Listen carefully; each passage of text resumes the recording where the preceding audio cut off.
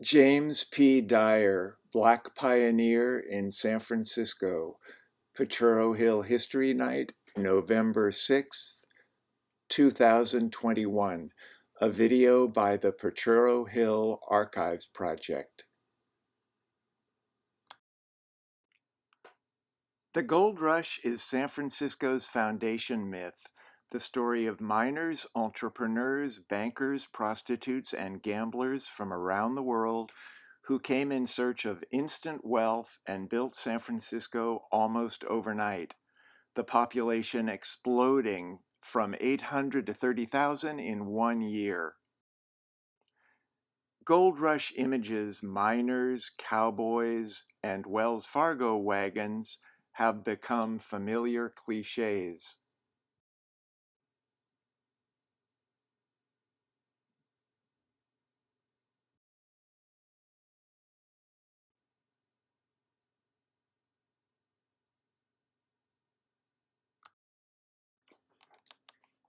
San Francisco's Gold Rush Harbor was unforgettable.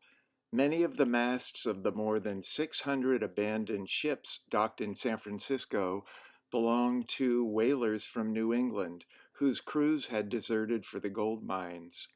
New York reporter Bayard Taylor's description of 1849 San Francisco brings it to life. The renowned harbor, crowded with the shipping of the world, mast behind mast and vessel behind vessel, the flags of all nations fluttering in the breeze. The streets were full of people hurrying to and fro, and of as diverse and bizarre a character as the houses. Yankees of all possible variety, native Californians in serapes and sombreros, Chileans, Kanakas from Hawaii, Chinese with long tails, Malays, and others in whose embrowned and bearded visages it was impossible to recognize any especial nationality. But this avalanche of humanity didn't come only for gold. They came to free themselves from bleak futures on prairie farmlands, from political and economic upheaval far away, and from strict social expectations. For Black Americans, it was a place to establish autonomy, to challenge racist laws and the institution of slavery. While some gold rush images are quite familiar, why are the images of Black pioneers so unfamiliar? This large wooden industrial building on Potrero Hill is part of a remarkable and largely neglected history. It was once the Queen Lily Soap Factory, a business originally established by James P. Dyer, a Black gold rush pioneer who came to San Francisco in 1850.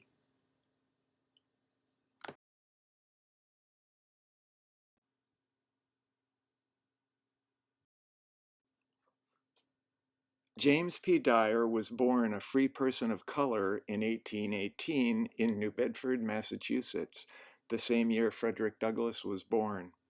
His father, also named James, had probably been enslaved. The name James Dyer is found on both lists of U.S. slave owners and on Jamaican slave registers. I'm struck by similarities between James P. Dyer's birthplace and his later home, San Francisco. New Bedford is long and narrow, with 20 piers projecting into the deep waters of a bay, forming a safe harbor near whale migration routes. While the economies of most Massachusetts cities were based on manufacturing, New Bedford's incredible wealth came from maritime commerce. By the 1850s, New Bedford was described as perhaps the wealthiest city in the world, redolent of oil and bursting with promise. Whale oil was the main source for home and industrial lighting around the world. used in soap and to lubricate machinery in growing industrial economies.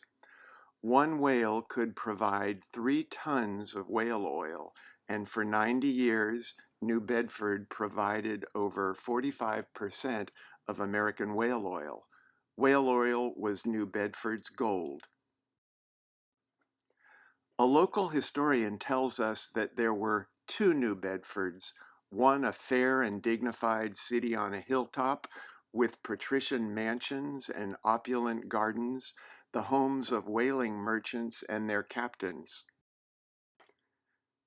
And then the other squalid sections of town where sailors and those who preyed upon them, the saloons, boarding houses, and dance halls, where delirium and death were sold.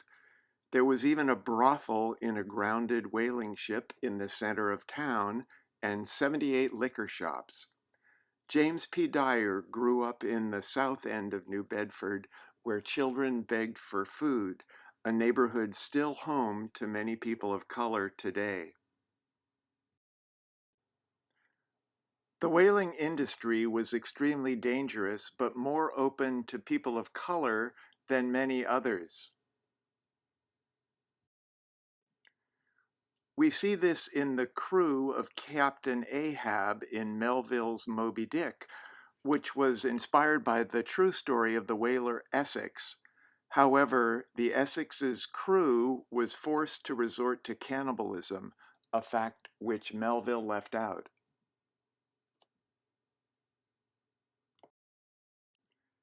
New Bedford had a reputation as a place of refuge for escaped enslaved people, with up to 700 fugitives living there between 1854 and 1863. Near the waterfront, James P. Dyer's family ran a small, crowded boarding house next to a pond on South Water Street, catering to about 20 Hawaiian seamen hoping to find whaling jobs. James P. Dyer probably attended an African Methodist Episcopal church where he could have heard the eloquent sermons of Frederick Douglass, who had recently escaped slavery in Maryland and come to New Bedford with his wife on the Underground Railroad. In 1834, New Bedford suffered its first terrifying outbreak of cholera, which was part of a pandemic that swept across Asia, Europe, and then into the Americas. Cholera was called the blue disease for obvious reasons. New Bedford city officials announced that the source of the outbreak was the Dyer boarding house and cited the filthy conditions and dissolute habits of the tenants. When James Dyer's father heard this accusation, he went into a rage and attacked 2 city officials with rawhide straps and stones. He was convicted of attempted murder and sentenced to 4 years in prison. When the time came for his release, his wife, fearing that he would kill her, and his son, James P. Dyer, petitioned authorities to keep him out of New Bedford. Although James P. Dyer's father was prone to violence, racism could easily have played a part in this story. Soon afterwards, when he was 21, James P. Dyer joined a whaling voyage on the Minerva, a ship that was 112 feet long, a merchant ship that had been converted to a square-rigged Yankee whaler, a kind of floating factory which boiled strips of whale blubber to extract the oil. James P. Dyer was one of 2 African American men on the crew, and here we see his name on the crew list. A whaler describes a similar ship. The smell of the burning cracklings is too horribly nauseous for description.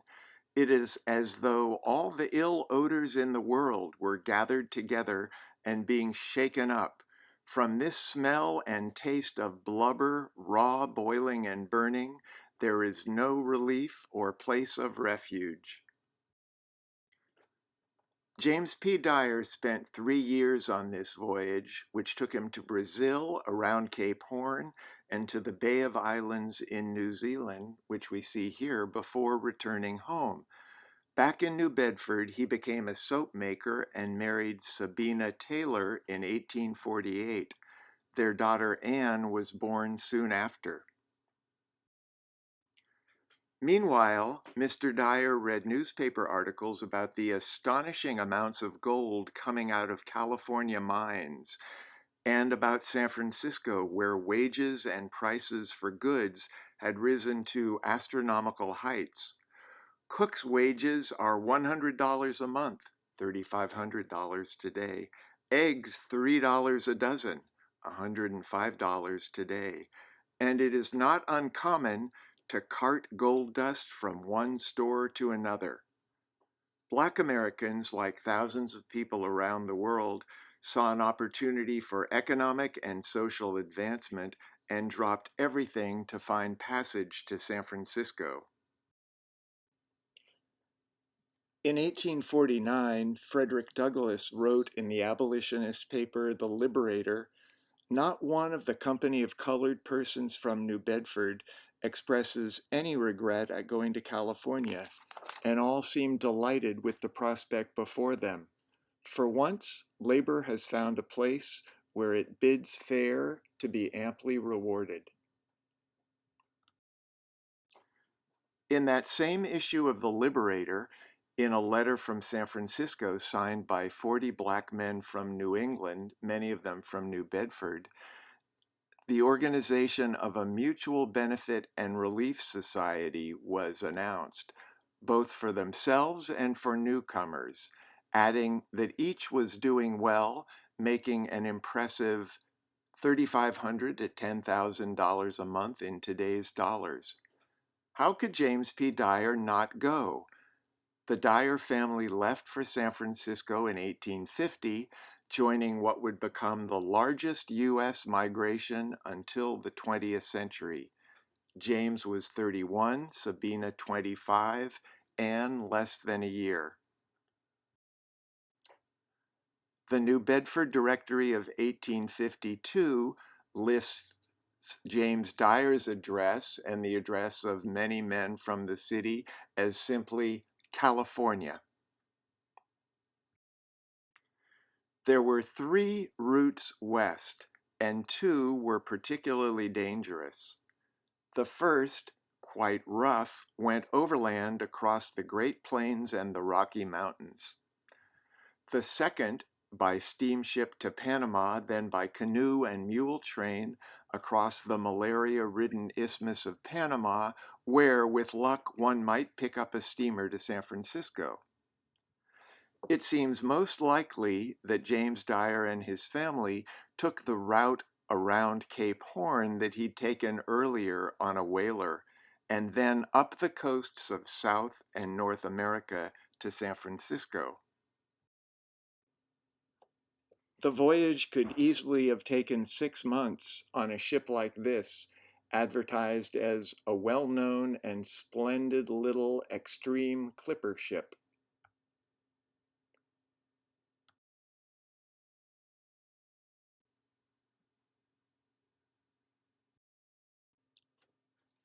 The Dyer family arrived at San Francisco's docks in 1850, and they would have seen either the smoldering ruins from one of 7 fires that burned the city between 1849 and 1851, or the rebuilding that took place almost overnight.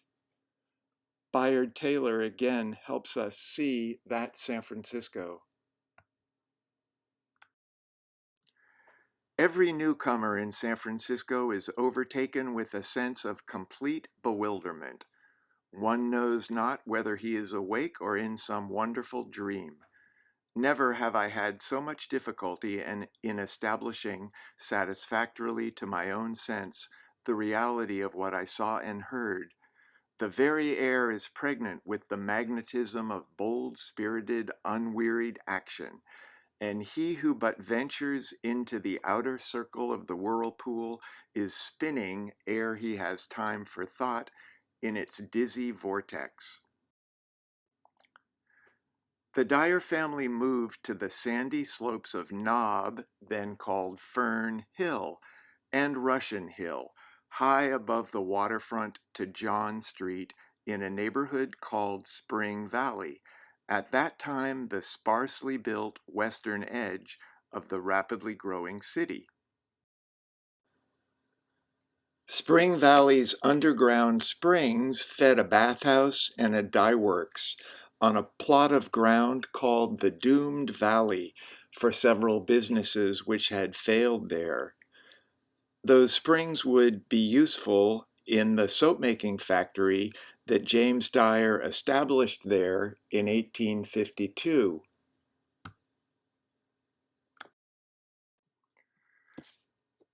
In this panorama, the small white building is likely that first soap factory.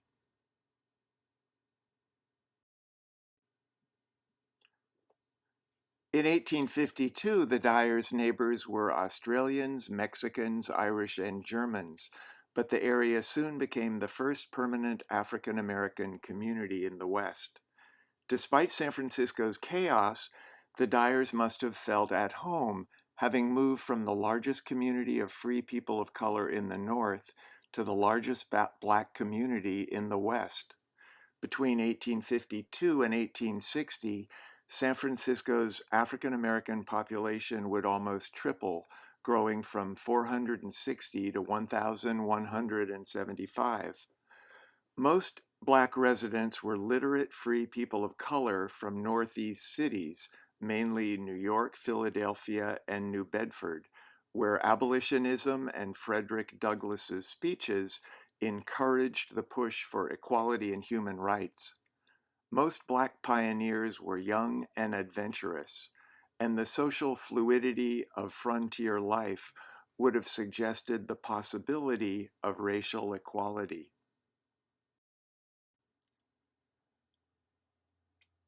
Other black San Franciscans came as fugitive enslaved people who mined for gold to buy their freedom.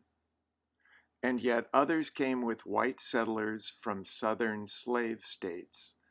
When these enslaved people were sent to the gold fields to do the hard work of mining in place of their white owners, it violated the 49ers' code of ethics, which rejected the idea of any man doing another's work.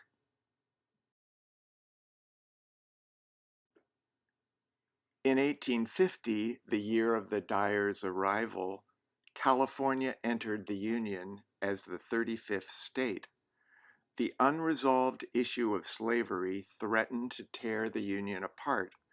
Would California become a slave or free state and tip the balance?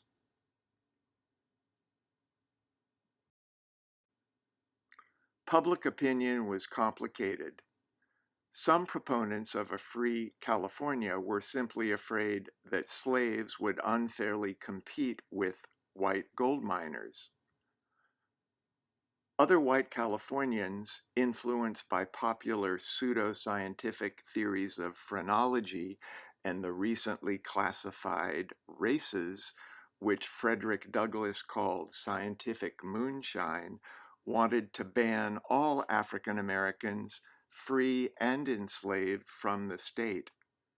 The Compromise of 1850 admitted California to the Union as a free state, but with provisions that hardly guaranteed freedom.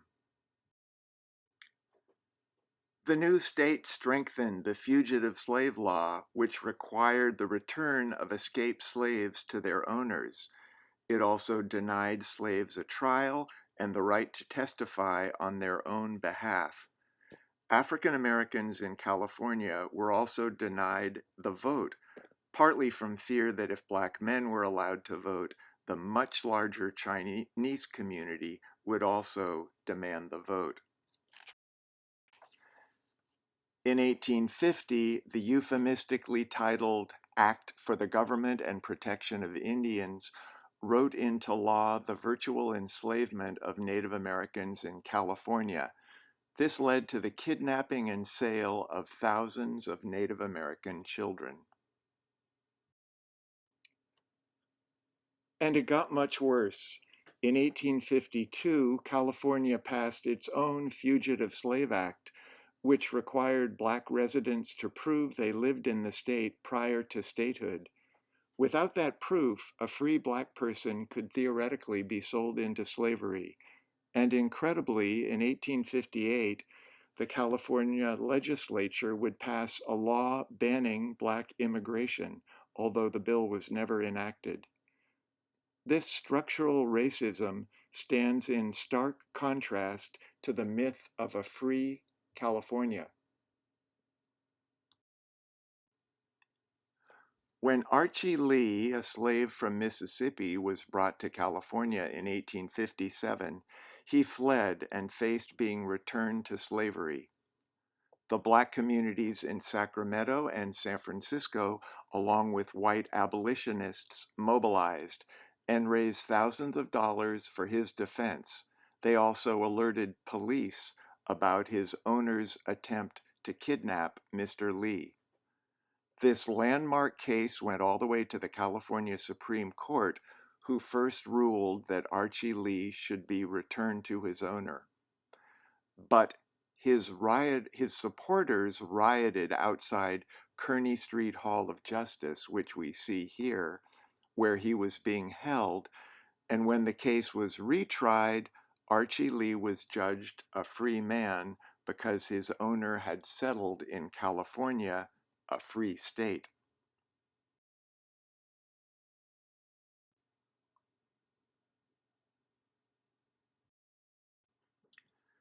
In 1851, James P. Dyer established the New England Soap Factory in Spring Valley through a partnership with Peter Van Winkle, a white Dutch New Yorker. Newspaper ads in 1855 announced, "Soap, soap, soap, candles, candles, candles," at J. P. Dyer's New England Soap Factory. Located on Mason near Pacific, just about above the Broadway Tunnel today. A series of loans, foreclosures, and petitions for insolvency between 1857 and 1866 show that James P. Dyer had a series of financial problems, but the soap-making factory he established continued through partnerships and loans. The award for Best Exhibit of California-made soap went to James Dyer at the 1857 State Fair in Stockton. But by 1862, Mr. Dyer's neighborhood was increasingly residential, and neighbors complained that the effluvia and smoke arising from the soap-making operations are exceedingly disagreeable and have an unhealthful effect upon the atmosphere, and that the stench is so heavy as to kill all the flies in the neighborhood and keep the dogs from howling at night. One of the neighbors who complained was Henry Haight, who lived directly across the street from the factory on Pacific. Mr. Haight eventually became governor of California, and he asserted in his inauguration speech that Reconstruction disenfranchises enough white men to give control to a mass of Negroes just emancipated and just as ignorant of political duties as beasts of the field. Racism certainly played a part in Mr. Haight's complaints against Mr. Dyer.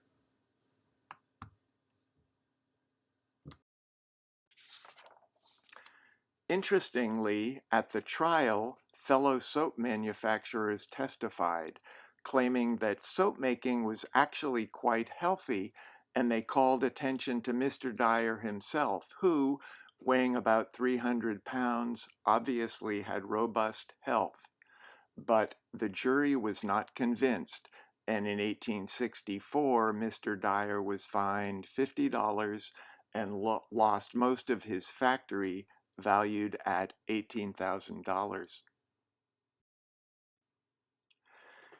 He moved his factory to what had become the new southern edge of town, the Potrero, once the pasture land for Mission Dolores's cattle, and where other smelly, dangerous, or disruptive businesses were already located, including soap, gunpowder, and glue factories, and a number of slaughterhouses along Mission Creek.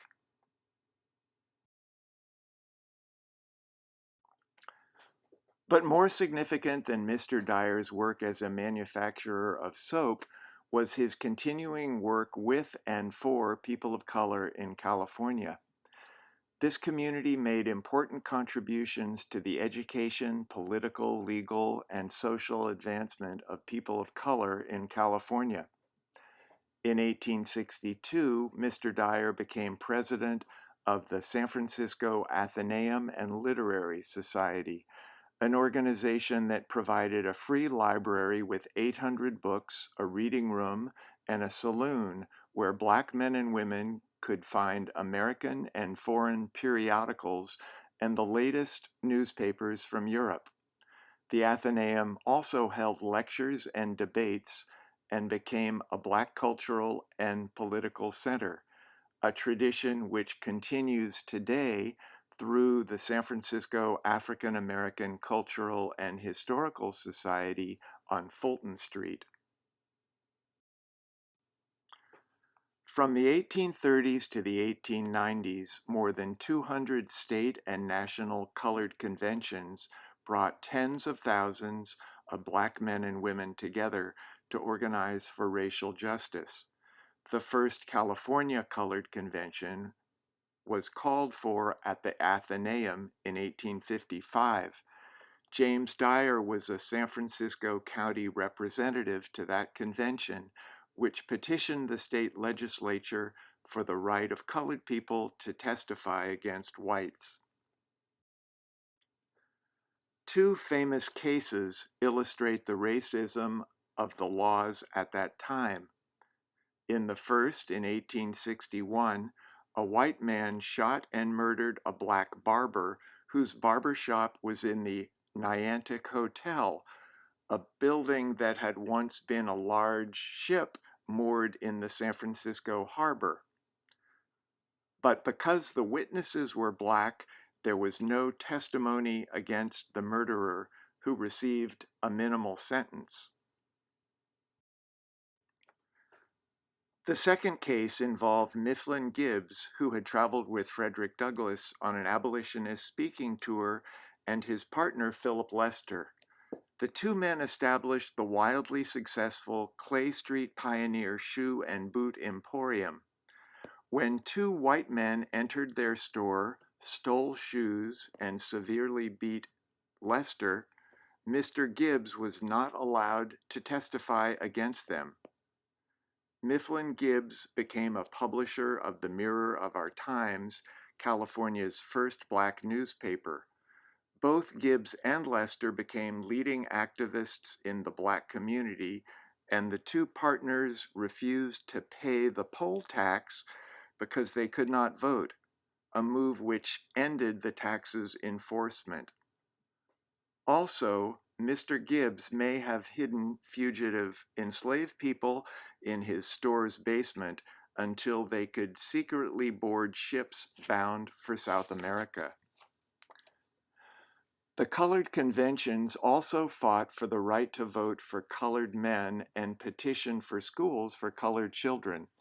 In 1855, when Mr. Dyer's daughter Anne was 5, she would have walked around the corner to the first segregated school for Black children in California in the basement of St. Cyprian Church, where 45 children of all grades were taught in one classroom. James Dyer was also on the executive committee of the Fourth Convention and served on the Industrial Pursuits Committee, which resolved that our colored traders, mechanics, and manufacturers receive from us every encouragement possible. As president of the Athenaeum, James Dyer endorsed the Pacific Appeal newspaper, founded by Philip Bell, as the official organ of the colored citizens of San Francisco. The paper's motto was, "He who would be free himself must strike the blow."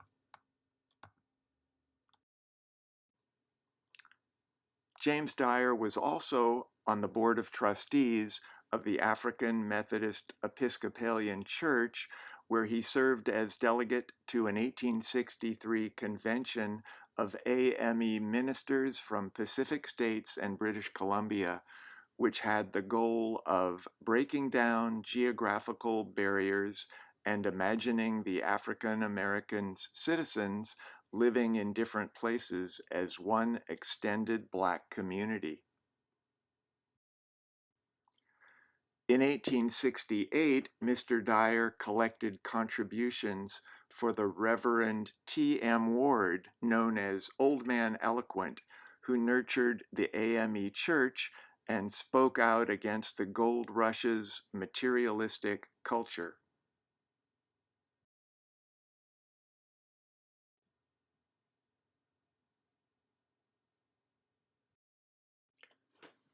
In 1865, Mr. Dyer's New England soap and tallow factory opened on the site of the current UPS building. But sadly, the new Potrero factory was entirely destroyed only a year later. It seems the Brannan Street Bridge over Mission Creek was closed, and fire engines were slow to reach the fire which consumed the building. The 1866 fire loss was estimated at $20,000, and the remaining equipment and materials were auctioned. But in spite of that huge loss, that year, Mr. Dyer served as vice president in charge of a celebration of the second anniversary of President Lincoln's Emancipation Proclamation, and he would serve as president on the 5th anniversary.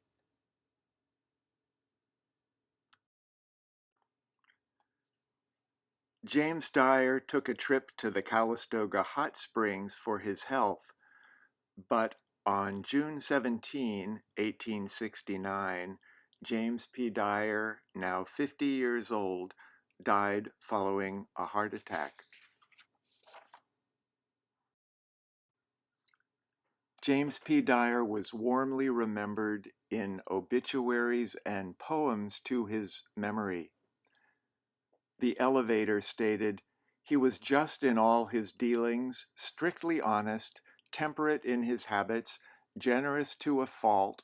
His heart was ever open to the calls of distress, and his hand followed the impulses of his heart.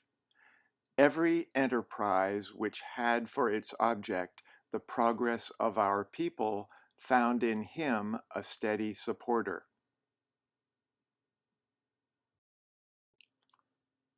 The factory would continue as Queen Lily Soap Factory, Fishbeck and Glutes Soap, and Pioneer Soap at two more Potrero Hill locations. The second near Jackson Park in 1895, and then in the 1920s, that huge wooden building was moved to Carolina and 18th, where it stands today. A building which is part of a story that has almost become forgotten. Neighbors remember Queen Lily Soap, which continued production into the 1960s. Researching Mr. Dyer and his fellow Black pioneers has been fascinating, and while much of the story was shocking, it was even more shocking to me how little of this history I knew. Bronze plaques honoring James Dyer at the site of his first factory on Mason Street and at the Queen Lily building on Potrero Hill would be a first step in restoring this history. Our country is confronting its record on race, and the stories of these pioneers should become familiar chapters. People of color did not find a promised land in California, but came together to fight for racial equality and had many successes. Celebrating these people and recognizing what they achieved gives us hope in continuing their unfinished fight. And I really want to thank several people who generously contributed to this project: Susan Anderson, Lisa Heyer, Robert Maker, and Hudson Bell. Thank you very much.